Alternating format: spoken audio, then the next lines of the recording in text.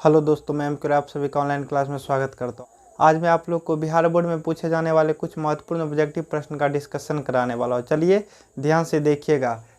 पहला क्वेश्चन ध्यान से देखिएगा। क्वेश्चन में बोला गया निम्न में से कौन अर्धचालक नहीं है? तो सिलिकॉन, जर्मेनियम, ये दोनों क्या है? अर्धचालक है। और पारा के बारे में जानते होंगे, ये क्या है? धातु है और जिसका सिंबल क्या होता है? Hg होता है, जिसे मरकरी भी बोला जाता है। और एक बात याद रखिएगा, मरकरी एक ऐसा धातु है जो द्रवित अवस्था में पाया जाता है। तो इस क्वेश्चन का जवाब क्या होगा? पारा, जो कि अर्धचालक नहीं है, क्या है? धातु है। चलिए अगले प्रश्न को देखते हैं। और वो अगला प्रश्न क्या है? वोल्ट पर एम्पेयर प्रदर्शित करता है। तो आप लोग जानते होंगे प्रतिरोध का जो मात्रक होता है वो क्या होता है? वोल्ट प्रति एम्पेयर। और प्रतिरोध का अन्य मात्रक ओम होता है। तो हम कंपेयर करेंगे तो मेरा सही जवाब क्या होगा?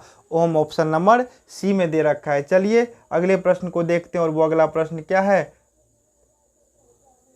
क्वेश्चन को ध्यान से देखिएगा। विद्युत प्रतिरोध का मात्रक होता है। तो आप लोग जानते होंगे विद्युत प्रतिरोध का मात्रक ओम होता है, जो कि ऑप्शन नंबर सी में दे रखा है। तो सही जवाब क्या होगा? ओम होगा। चलिए अगले प्रश्न को देखते हैं। और वो अगला प्रश्न क्या है? विद्युत धारा का मात्रक होता है। आप लोग जानते होंगे विद्युत धारा का मात्रक एम्पियर होता है, जो कि ऑप्शन नंबर डी में दे रखा है। तो सही जवाब क्या होगा? ऑप्शन नंबर डी होगा। चलिए अगले प्रश्न को देखते हैं।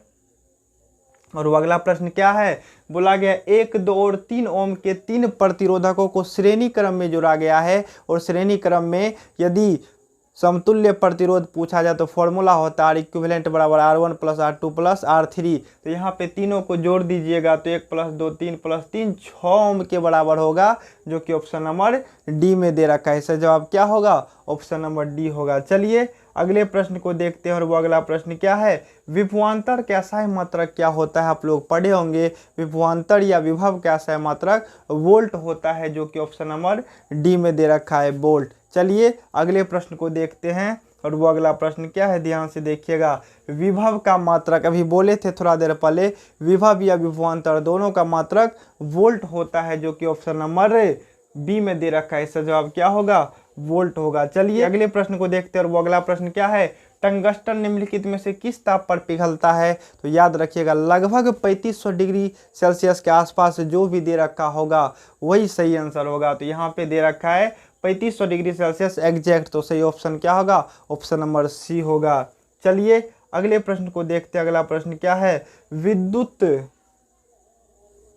चलिए अगले प्रश्न को देखते हैं। और वो अगला प्रश्न क्या है? विद्युत शक्ति का मात्रक है। आप लोग याद किए होंगे विद्युत शक्ति का मात्रक वाट होता है, जो कि ऑप्शन नंबर डी में दे रखा है।